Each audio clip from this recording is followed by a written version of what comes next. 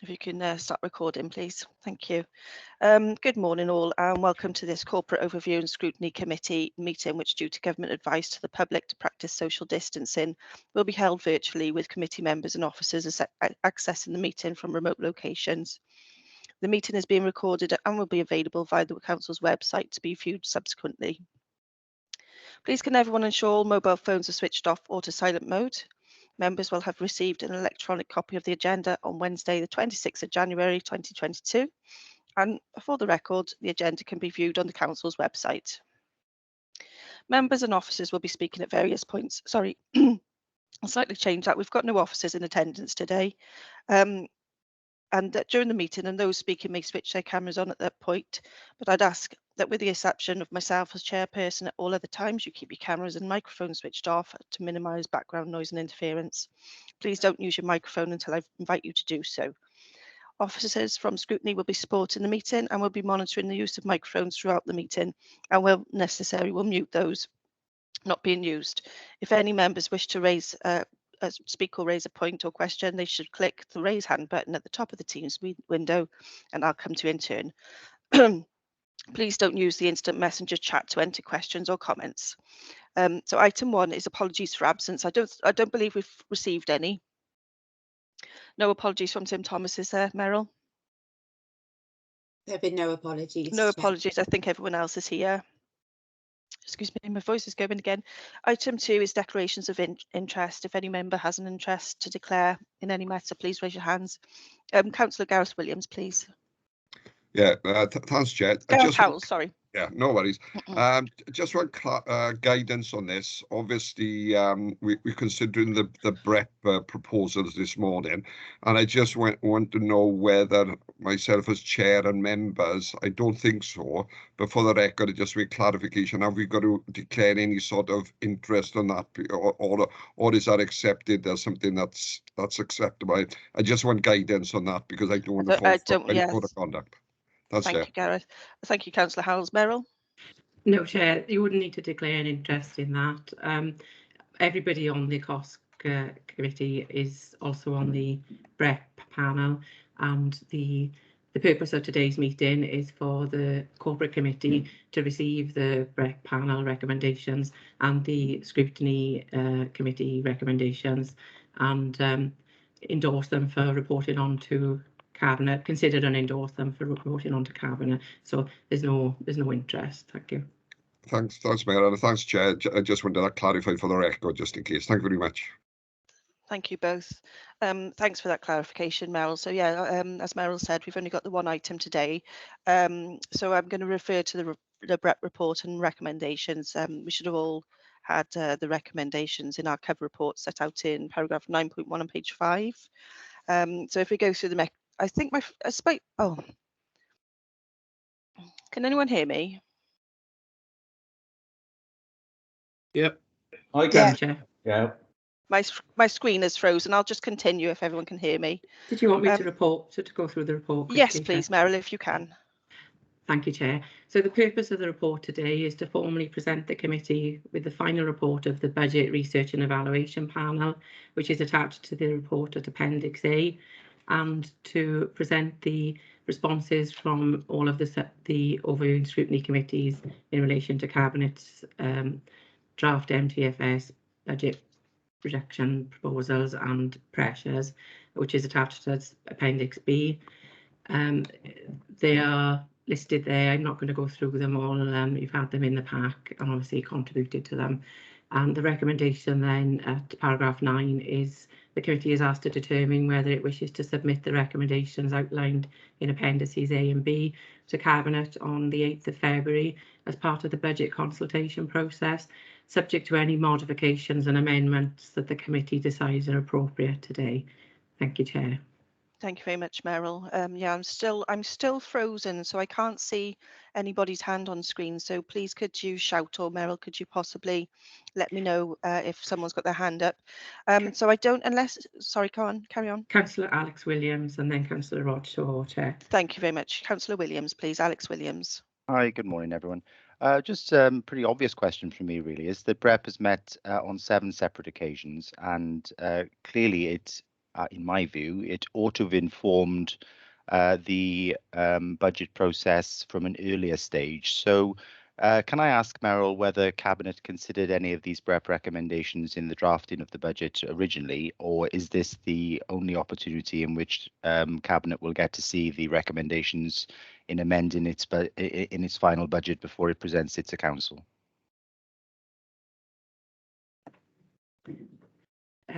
Chair, if I may. Meryl, please, yes. So the process, you're quite right, today is the formal endorsement of the recommendations, and the process is that we be formally presented to Cabinet by our chair today, who will attend the meeting of Cabinet. However, you'll be aware that the budget panel was facilitated by Jill Lewis and Debbie Exton and ourselves. And as you were drafting the recommendations and agreeing them, obviously those were being picked up and forwarded, so that they have informally been shared, if you understand what I'm saying. Yeah, sure. I know, I understand, Meryl. If I may, Chair, just come back in and say it would be, it's unfortunate that we don't have Gareth and Deb here today, because I would have appreciated, a bit more of an explanation of exactly how our recommendations, which are extensive from Brep, have been incorporated into the budget, because it's not clear really from my perspective at the moment how those very valid recommendations have actually been incorporated in detail into the budget proposal. So I think it would be useful if we had some clarity on what the different corporate directors have done to actually take into account our very valid recommendations. Otherwise, we don't want Brep to be some kind of talking shop, do we? And they don't actually take on board some of the recommendations which we put forward. So I would be interested in seeing how they've incorporated some and rejected others, and have a really open and transparent debate on the recommendations which we put forward. Thanks Chair, very much. If I may, perhaps perhaps that would form an additional recommendation from the committee today, perhaps. Yes, I agree. Very valid recommendation there, Meryl. Please, please, can you draft the amendment or the addition? Councillor Amanda Williams, please. So I think it's Councillor Rod Shaw first. I do apologise. Right, okay. Councillor Shaw, please. Yeah, thank you, Amanda. Thank you, Chair. Yes, I would endorse Councillor Williams' thoughts about the process of recommendations. My comment, I think, is somewhat different to that, but aligned to it. If I take one example, I've got four actually, but if I take one example, recommendation 3 says Cabinet seeks clarification Welsh Government, blah, blah, blah. Now, this is about post-16 bus passes, and frankly, we've been harping on about post-16 bus passes for some time. What I would like to know is what the local authority has done to explore costing options whilst it's held in this state of abeyance. So whilst it's doing nothing, could it be doing some investigation about the relative cost benefits of bus passes? And there would necessarily be route changes as well if bus passes are going to be used rather than the huge fleets of buses. So there's a lot of stuff that has to go on there, but it's not encapsulated in just seek clarification. In other words, sit back and do nothing. And I've got 2 other examples in one comment, just like that. A recommendation 3, I think. Can I? Sorry, Councillor Shaw, can I just hold you there a second? Can I bring Meryl in a second? Meryl, are we able to strengthen the recommendations we've got as Councillor Shaw goes through them? Yes, Chair. The committee today can amend or modify some of the proposed recommendations as they agree. So as long as the committee agrees, there's consensus then to amend those points. They can be. Members will remember last year there were, I think, two amendments and 2 further recommendations at this point. So that is open to the committee. That's great. Okay, thank you. So sorry, can I just Shaw, ask that members say which appendix they're on when they refer to the recommendations, so that it's clear to all the members as well. Thanks. Could you clarify, please, Rod, what Councillor Shaw, what number that was on the what appendix? And I can indeed, yeah, and I should say that I thought the Brep process was good, and it's come out with some very strong recommendations for Cabinet to consider this year. So I applaud the process and the recommendations made. I just think there's one or two that need a bit of strengthening up. So the first one was recommendation 3. That's on item 1.9, and I'd say the recommendation stands fine on its own, but it might need a sub paragraph which asks what the local authority has done to explore cost benefit options and what arrangements for alternative routes have been made. So in other words, how are they preparing for something they're just sitting back and waiting for? yeah, thank you, Councillor Shaw. I agree with that. And the next recommendation? It's recommendation 11 I would go to next. These are the ones I picked out as examples, I think. But recommendation 11, that's item 1.17. Yeah. Again, it's council explore potential for increasing charges to social services. I think that's very, very broad. And there, I would like, much more detail. So I'd like to know the cost and quantum of support for residents in the community. Because I visit elderly people in my ward, and I know that there are people who help them out of bed don't arrive until 11:30. They only have half an hour with someone if they're getting support for cooking food, and they'll only microwave food. And then the people putting them to bed sometimes turn about 4:30 in the afternoon. Is this the social service that we think is this sacred cow we shouldn't interfere with? Yeah. Okay. So again, it's a question about the quantum and cost of support to local residents of the community. Yeah. Thank you very much, Rod. Yeah, totally agree. No, thank you very much. I do have one more. Can I do that while I'm here? Then I can shut up then if you yes, like. please. Yep. Okay. Recommendation 22. That's 1.29. I'm slightly taken aback that the local authority not only hasn't taken up the opportunity for local authority housing, but very few people knew there was an option. So again, it's what exploration has the local authority done on providing local authority housing? Great. Okay. Yeah. Thank you, Councillor Shaw. I would very gratefully gladly add those as long as no other councillors got any comments on them. So next I've got Councillor Amanda Williams. Thanks very much. I've got my camera off because my Wi-Fi is playing up, but I've got a general question. Are we going through each point now, or are we going through them later? I wasn't intending to be honest with you. There's 20 pages. So we can go through it by appendix if you wish. Yeah, because I've got a general one, and then I've got specifics about different appendix. If you want me to leave that till later and just discuss my general issue. Your general issue first, please. Yeah. Yeah, it was just that when we were having these meetings and discussing all of these things in Brep, we were of the mindset that the local authority had to make significant cuts and we weren't going to get this big settlement from Welsh Government. So a lot of the recommendations here, I feel, were based on a situation that hasn't happened, and we've had a better outcome, because some of these are trying to grasp £30,000 from a directorate, or 40,000 or 10,000, and I just feel that some of it now isn't appropriate. And I just, because since then we've had more money thrown at the council, so obviously we're now saying that there's potentially not going to be a council tax rise, and this was all on the basis that there would be potentially a council tax rise and also cuts to directorates. And I'm confused now, are those directorates not making those cuts anymore, and what's the purpose of some of these recommendations? And that's my overall. Yeah, thanks, Councillor Williams. I don't know if any other member wants to comment on this, but I know there's a recommendation here with regards to having a 3-year financial knowing the financial position for 3 years. I think Councillor Jones actually brought it up, who I'll bring in next. So whether you want to strengthen that recommendation to encapture Councillor Amanda Williams's comments. Councillor Jones, can I bring you in a minute? I'm not sure if it's on this section here. Councillor Martin. Chair, can you hear me? Can you hear me, Yes, Chair? I can. Yes. Yeah, again, I'm too. I'm having technical problems. That's why I'm late joining this meeting. So I'll just keep my camera off, and hopefully we'll be okay.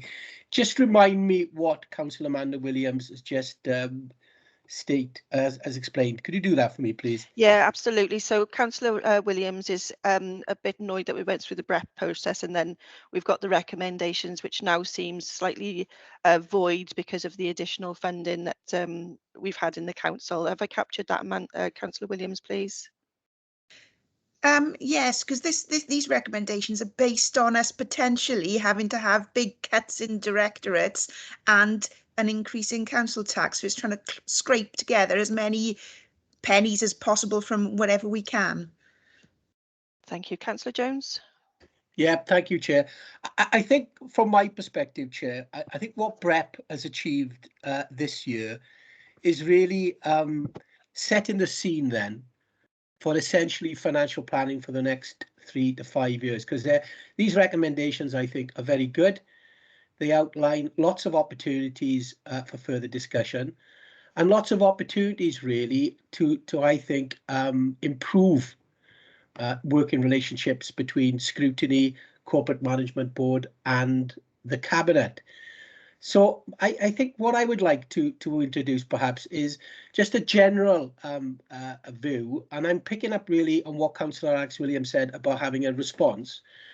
It would not be too much to ask that we have a written response to each and every one of the recommendations.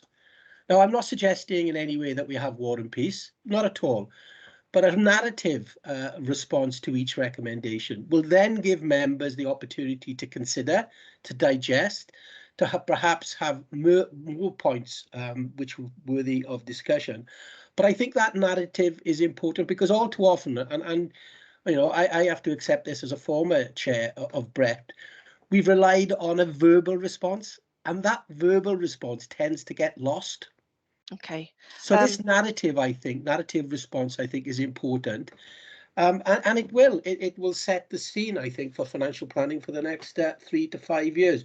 But I don't support a verbal response because I think it'll be lost. Unless understand as well is everybody needs to participate: Cabinet, Corporate Management Board, and our financial professionals that work within the authority. Thank you, Councillor Jones. Meryl, please. Thank you, Chair. Just 2 points which have been sort of picked up by members. The first was that there is a written response.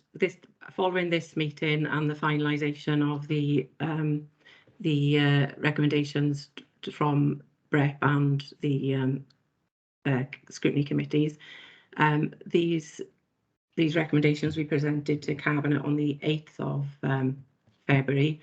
And the written response to those recommendations is prepared and forms part of the papers for the Cabinet meeting 2 weeks later, which are circulated to everyone. That's the point I wanted to make. And the other point, which Councillor Martin Jones has answered, that members will remember from Jill's in the meeting of the budget panel, was always talking about it's not just about this year, so it hasn't been a waste of time looking at those proposals and looking at further down the line, because some of the things that are being identified are 3 to 5 year issues that could be started to be looked at now, because obviously we've enjoyed 9.2% settlement this time, but we know that the future ones, we've got indicative figures for the whole of Wales, but we haven't got the picture broken down for the authority. But we do not expect to have such a positive position in the future years, and some of these things would be longer term from your recommendations than what you've got in front of you this time. So as Councillor Jones has said, it's a longer term, it's a medium to long term, some of the stuff that's come out of Brep and the recommendations in front of you. So just wanted to clarify that. Thank you, Meryl. That's great, thank you. Councillor Williams, just to come back to your point on the 3 to 5 year cycle, I've gone back now. It's a recommendation from Corporate and Overview Scrutiny Committee, which we put forward. It's actually recommendation 1, where we've asked for the plan to be reviewed and adjusted based on the volatility of funding and the difficulties of financial planning on a 3 to 5 year cycle. Do you think that's strong enough to capture what was Meryl's explanation and your concerns, or would you like to strengthen that point maybe? Sorry, which Councillor Williams are you talking to? Yourself. It's just that financial planning is financial planning, but when we were told, oh, it could be really dire this year, we've got to save money, we were looking at penny pinching, small amounts, whereas that's always going to be small amounts. And and directors were telling us we don't want to remove these, but we're going to have to meet our targets. And I think it would be better to look at bigger savings and potential better outcomes, because penny pinching 10,000 here and there, I don't think is the way forward. Okay, thank you, Councillor Williams. I've got Meryl, did you want to come back in? Sorry, Chair, it's a legacy hand. Okay, I'll come back to you again a little later, Councillor Amanda Williams, and we'll go through the individual recommendations. First of all, I'll bring in Councillor John Paul Blundell and then Gareth Howells. Sorry, Chair, I thought I put my hand down, but because my point was going to be to match Meryl's, that to say yes, the work of Brep this year does formulate the work of Brep next year. We always build on our recommendations. To Councillor Amanda Williams' point of looking more longer term, that's in the purview of Brep. If we want to look at bigger projects as well as long as smaller penny pension, as she referred to, then that's in the purview of Brep to do. We can do that. We have put in a project for looking at a long-term use for the bus station. That's obviously more than a short-term one, although it wouldn't save drastic amounts of money in the short term. It would save it in the long term. So I think it's in the purview of Brep to do that. And I fully agree, we should be looking at 3 to 5 year schedules, but we can do that as well as, but we set the agenda. Brep sets its own agenda, so we can do that if Brep so wishes next year, if any of us come back, who knows, to Brep next year. So that was just my point, Chair. Thank you, Councillor Blundell. Okay, and Councillor Gareth Howells, please. Yeah, thanks, Chair. I just really wanted to endorse what Councillor Martin Jones has said, and I think other colleagues.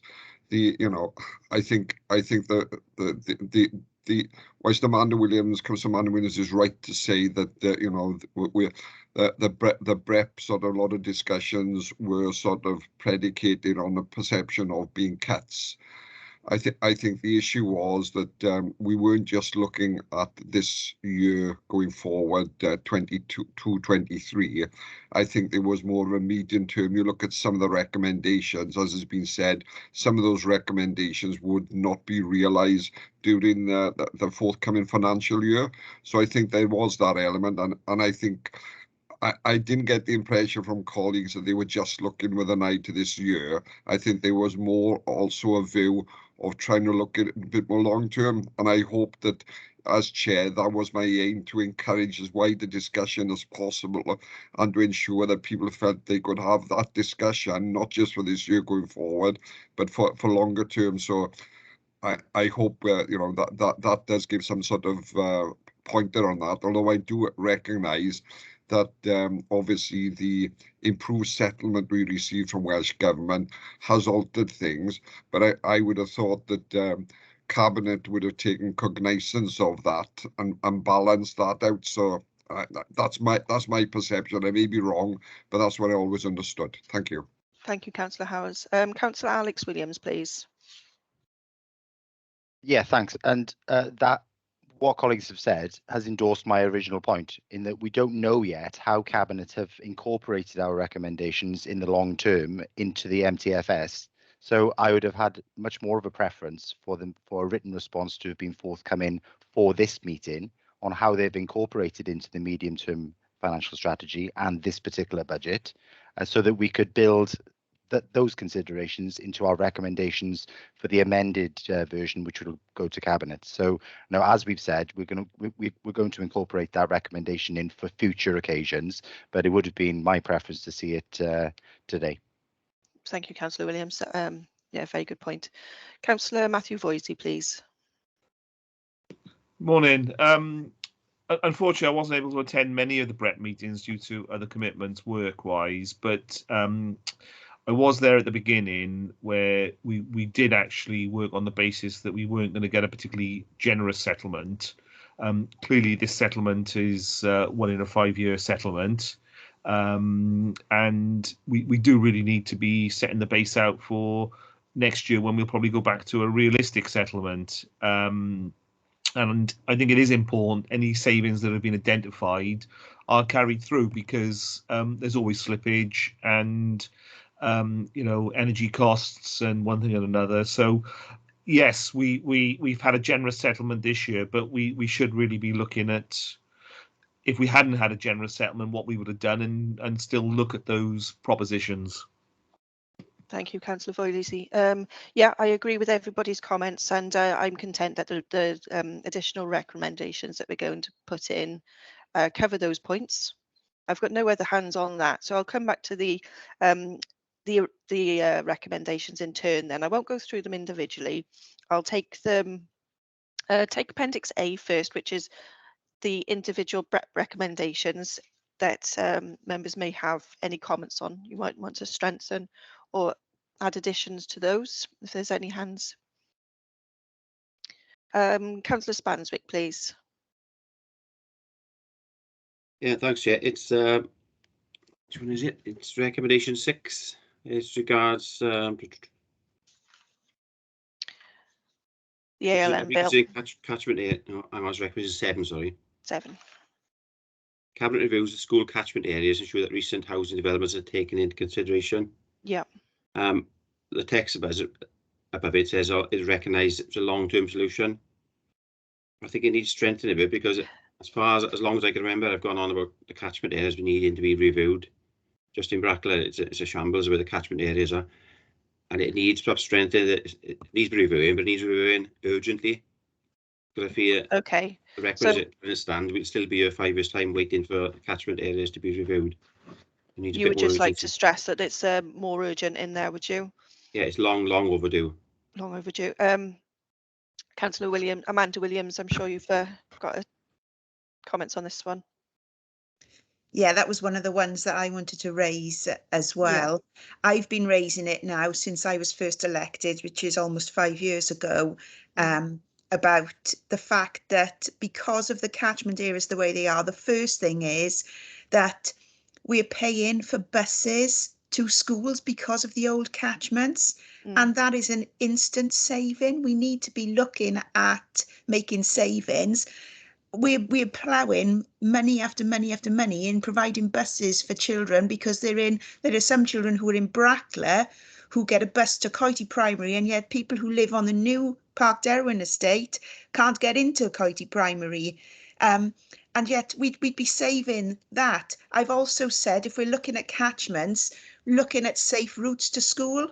If there are safe routes to school, we're not paying for buses again. There is a bus in Coity that drives people who live 500 metres from the school because there is no safe route. If we put safe routes in, we're not paying for those buses.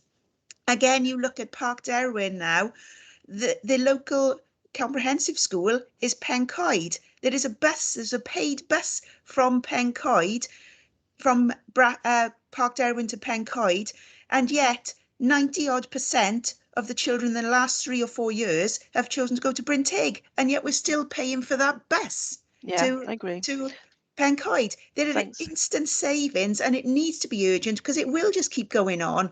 And when I've asked for the figures of how much we're spending on buses, nobody has those figures, which is alarming. So I think it needs urgent looking at. And absolutely. Thank you, Councillor Amanda Williams. So we've put we're adding a recommendation that we want written responses to each of these, which Meryl, you said we will be having anyway. Can we put in 1.12 if members agree that we want an individual response on that one as a matter of urgency, perhaps with the timeline of when we can expect this review to happen? Would members be happy with that? Chair, Meryl? just for clarification, I thought we were talking about changing the wording of that recommendation, because obviously all of the recommendations before this committee today, members have had the opportunity to amend them in the Yeah, Brep and so piece. what I'm So- hearing is that we want it to be urgent. Yes, so I thought we were just changing the wording of these recommendations as we go through them and recirculating them for members to just agree them. Yeah. Okay, do you have suggested what you would add to that to bring out the fact that we want an urgent response? Or do we just add the word urgent? Councillor Amanda Williams?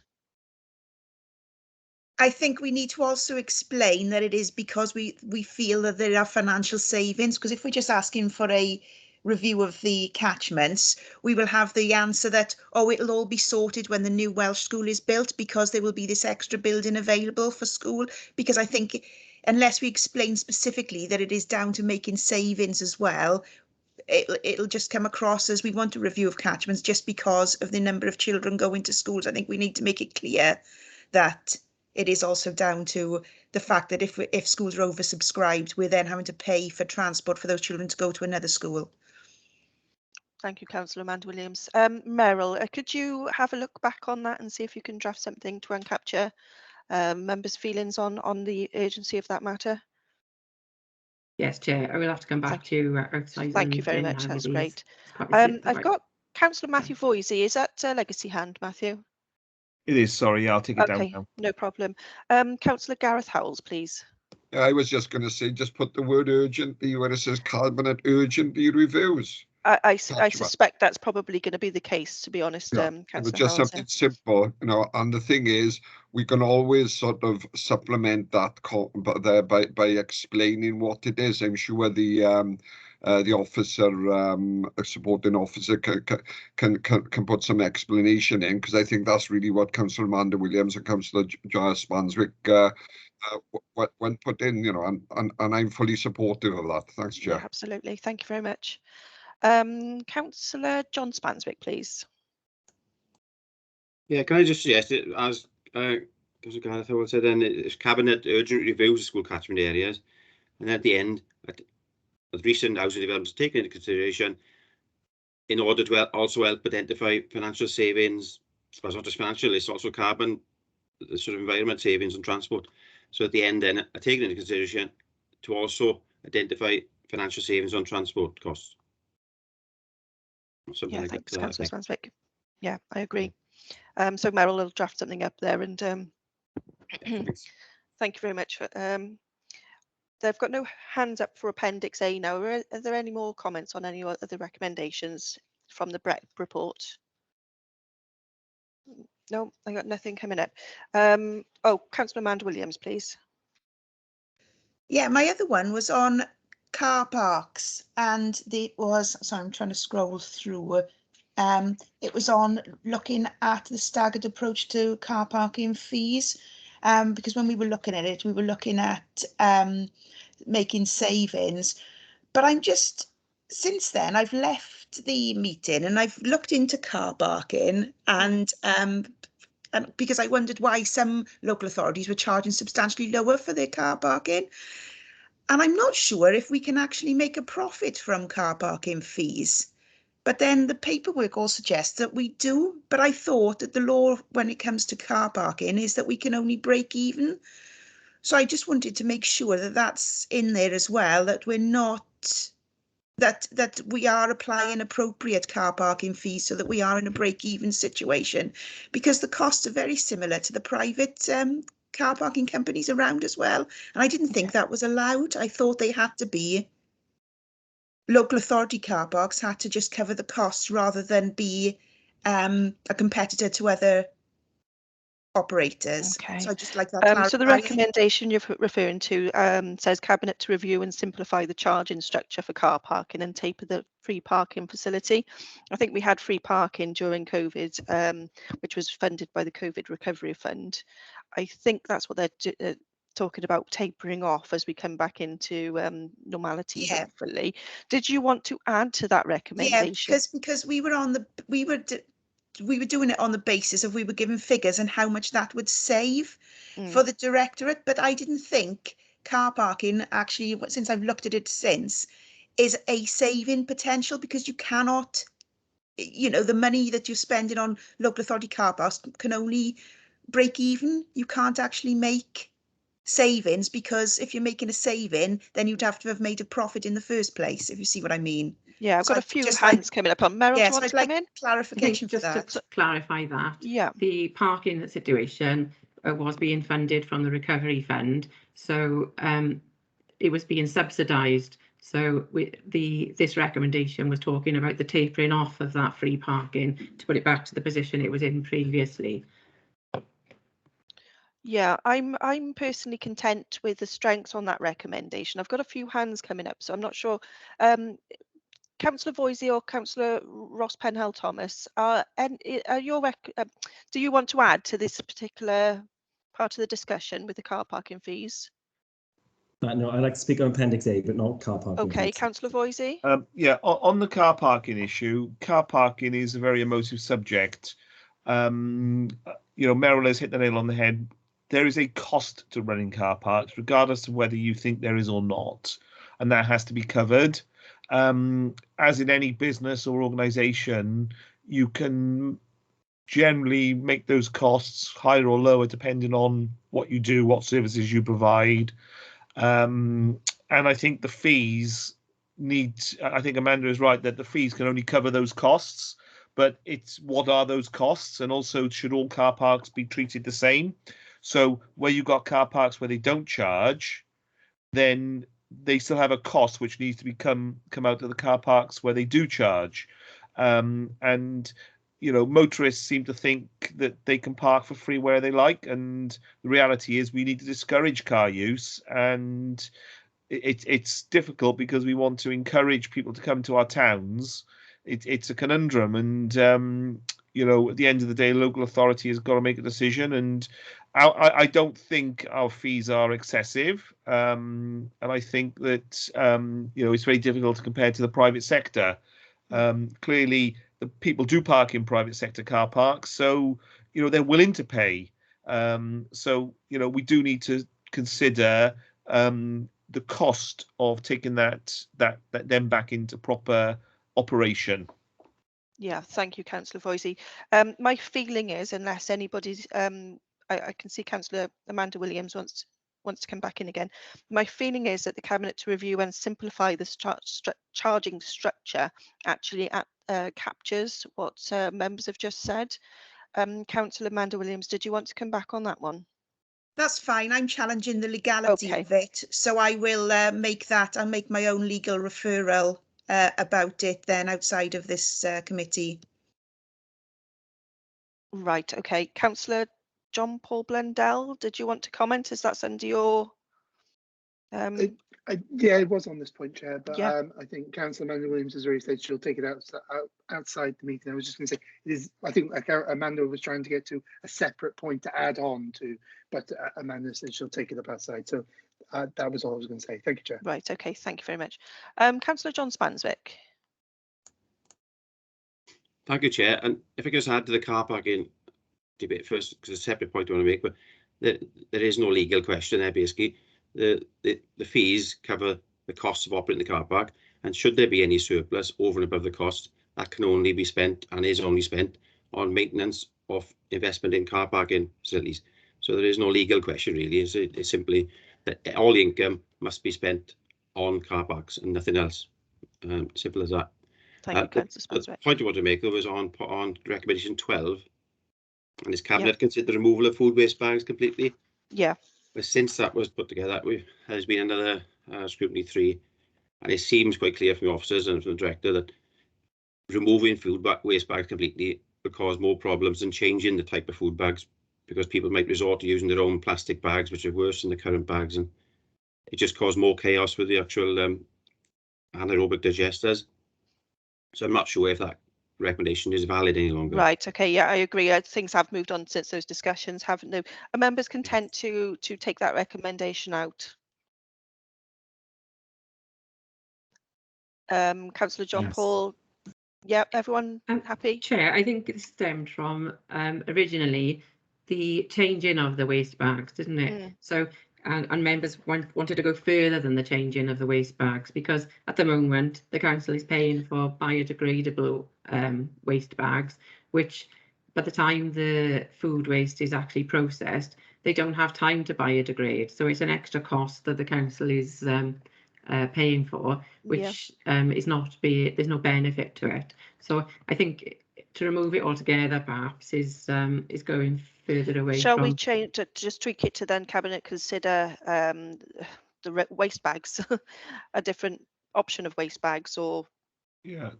I know we didn't actually Options. come to a conclusion with that discussion. So Could I? please do, yeah, Councillor Yeah. Voisey.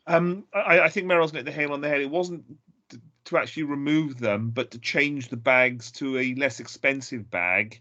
The biodegradable ones don't degrade in time, and they're removed. So we could still provide a waste bag, but I think a lot of other authorities now provide waste bags that aren't biodegradable, and they're a lot cheaper because they get pulled out in the process anyway. So, and to be honest, those biodegradable ones aren't particularly strong and quite messy, so you end up using 2 or 3 of them. So a review of the waste bags might be a better way of whether we should continue with biodegradable or recycled or whatever, as opposed to the expensive biodegradable. I think a review of the waste bags rather than the removal of. Yeah, okay. Councillor John Paul Blundell, can I bring you in as you're the chair of that committee? Yes, Chair. Obviously, Councillor Spanswick is correct. We did discuss this in Scrutiny 3 not too long ago. I would suggest then, as Councillor Voisey has suggested, that we change it from removal to investigate all new forms of waste, food waste bags, so to lower the cost to the authority, because it's clearly not cost effective to pay for these biodegradable bags that don't actually biodegrade quick enough for us. Okay. I'm still against plastic bags, but I'm sure we can come up with an amicable solution. Thank you, Chair. Okay. Councillor Rod Shaw, have you got an addition on this point?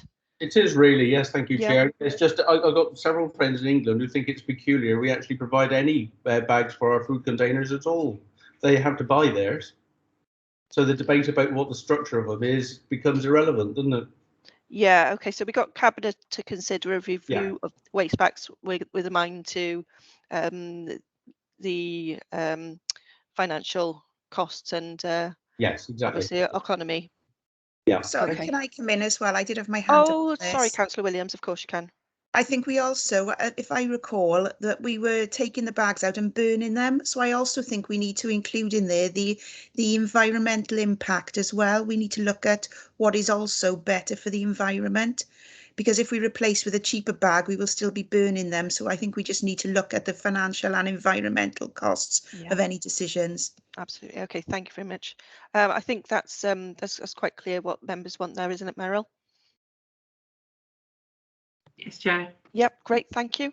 Thanks for your patience, Councillor Penhale Thomas. If I can bring you in now. Yeah, thanks, Chair. Just very quickly on the waste bags, I'm not going to labour the point, but it's interesting the point that Councillor Shaw makes. When you think of what council tax funds in this county borough, when people don't get their food waste bags, it's something that does get constituents very lively. So it's a really interesting point, but I'm happy with the review. Just more widely on Appendix A then, Chair, and not wanting to steal Councillor Alex Williams's thunder, because I know some emails have been fired off to directors on this. When you consider in the wider scheme of things, Brep is looking forward to the next council term, the next 5 years, so it's not just a one-year thing. I think that members of Brep would very much benefit from a clear differentiation between statutory and non-statutory services. I think it's very clear that this settlement for the next financial year is a one-off.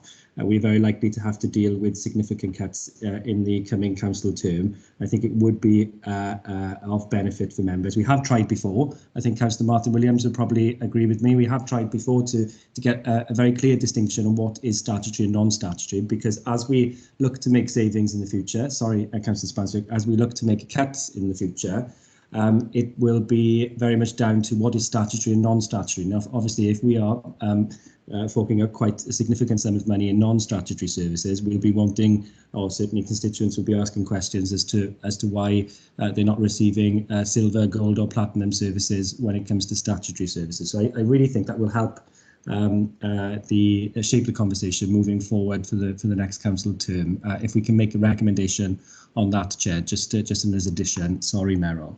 I would agree. Meryl, did you get that? So just to be clear, Chair, Yep. we're talking about an additional recommendation at the end of the Brep recommendation. Yes. Yeah? Okay. Yeah, for the Brep panel to have it clear that what's statutory and non-statutory in future. I've got no more hands up on Appendix A, so I'm minded to Councillor Alex Williams, please. Sorry, just as a rider to what Councillor Peniel Thomas has said, it may be useful for me to forward the email which I've sent to all corporate directors in my own capacity on this matter to all members of this committee and to Meryl, so that you're fully aware of what I've already sent, and it may be able to inform the recommendation which Meryl drafts, if that's helpful. Okay, Councillor Alex Williams, can I just ask you to clarify, because obviously we're trying to confirm what recommendations we want within this meeting now. Does that actually cover it asking for statutory and non-statutory in Brep and your previous additional recommendation that we went through earlier in the meeting? I think they're separate, aren't they? The different yes, yeah, the recommendations. two separate additional. Yes, it is regarding statutory and non-statutory services. I've written to all corporate directors to ask for that information. It hasn't been forthcoming as yet, but that wording wouldn't capture that, would it? Indeed, yeah. But I just thought it'd be useful for all members to see the email which I've sent in my own capacity, and for it to go to Meryl as well, just to inform her draft. Yes, thank you very much, Councillor Williams. Right, I'm going to move on to, if there's no further hands up, to Appendix B. First of all, so this is all the other committees. We start with Corporate and Overview Scrutiny Committee. Sorry, I'm flicking through my papers. So we've got recommendations 1 to 8. Are there any comments or additions to any of those? Councillor Alex Williams.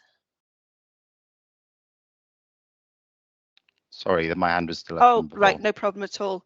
I take it everyone's content with those recommendations. I know we're all part of the same panel, so I'll move on to Scrutiny, Overview and Scrutiny 1, which is Education. Does anybody have any comments or additions to those recommendations? Okay, no. And then we've got Social Services and Wellbeing, which is Scrutiny Committee 2. Recommendations 1 to 6, no comments. That's great. And finally, we've got Scrutiny 3, which is recommendations 1 to 5 for the Communities Directorate. Okay, members seem content with that. Okay, so I'm going to move on to the next item, which is urgent items. Now, Meryl, go on. Sorry, Chair, could I just Please do. inform members that I will be emailing you today with the amended wording from this meeting, and if members could look out for the email and come back to us promptly, because the reports will be finalised and sent out to Cabinet tomorrow. So if I could ask members to look out for my email, thanks. Thank you very much, Meryl. Thank you. So item 4 is urgent items, and there are no urgent items of business in respect to this notice. So I'll bring this meeting to a close. Thank you very much for all for attending. And thank you, Meryl, for the work you're doing on this. We'll respond to your email as soon as it comes through. Thank you. Bye all.